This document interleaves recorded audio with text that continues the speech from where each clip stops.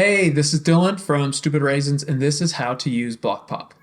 You find Block Pop in the Transitions browser in Final Cut Pro, and that's over here on the right-hand side. Click this button right here to open the transition browser, and then scroll till you find Block Pop over here on the left-hand side in the category. Block Pop is organized into themes depending on how many blocks the video is split into. So 1, 2, 3, 4, 5, and so on. You'll also notice that there's blue and red templates. The red ones are presets. The animations are built in and you can select from different presets. Custom allows you to set up your own animation. You can preview the animations by scrolling over the thumbnails and it will show you what it looks like. Let's take a look at this two diagonal presets. I'm going to drag and drop it in between my two clips to add the transition. And here's what it looks like. Pretty cool. I can change the duration of my transition by clicking and dragging on the beginning or end to make it shorter or longer. I can also select it and press Ctrl D, and that opens up the duration time code right here. I'm going to make it 1 second, so I'll enter 100 and press enter. Now let's take a look at it. Still looks pretty good. All right, let's take a look at customizing this transition. I'll select my transition and then go to the inspector. If it's not open over here on the right-hand side, just click on this button up here with 3 sliders to open the inspector.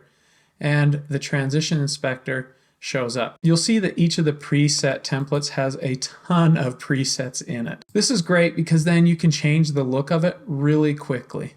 These arrows indicate the direction of each block. So in this case, we have a left block and a right block. So this means that the left block is going to move to the left and the right block will move to the right. Let's take a look at that one. You can also add a line in between your blocks by checking this box. And then I can click on this color picker to change the color of the line. Another quick way to change the color is right click on the color picker and then I can quickly pick a color. I can change the line width, I can make it thicker if I want, and I can change the direction it animates. Here's the transition I just customized. Nice. Let's take a look at another template. Let's try out this 4 quadrant down here, custom. I can select an edit point by clicking on the end of a clip or the beginning of it and highlighting the end or beginning, and then I can just double click a transition and it will get automatically added to my clips. Here's what that transition looks like. Very cool. It breaks up the screen into 4 different sections and rotates them, and it also staggers the timing. It starts in the upper left corner and then moves across to the right and then the bottom. Let's take a look at the published parameters for this one and the customization in the inspector. I have this guide that I can turn on and off. So this is block 1, 2, 3, and 4, and then that matches up with these right here, block 1, block 2, block 3, and block 4. So I can change the direction of block 1. Let's make it go to the left instead of the right. And I can change its animation style. I can do a swing set or a free spin. Let's take a look at swing set. Watch this upper left corner. It kind of bounces and swings in. And then the other style is free spin. That's where it spins around a couple times. Watch this.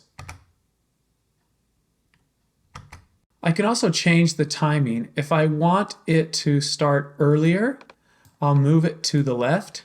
All right, and now we're going to see it. So it happens really quick, happens right away. If I want the animation to start later, I'll move it to the right side.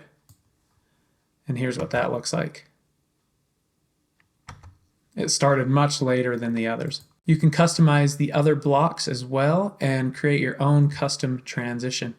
And then the customs also have lines that come on, and you can change the color, width, and direction. So that's how to use Block Pop. If you have any questions, email me at raisinhater@stupidraisins.com. Happy editing!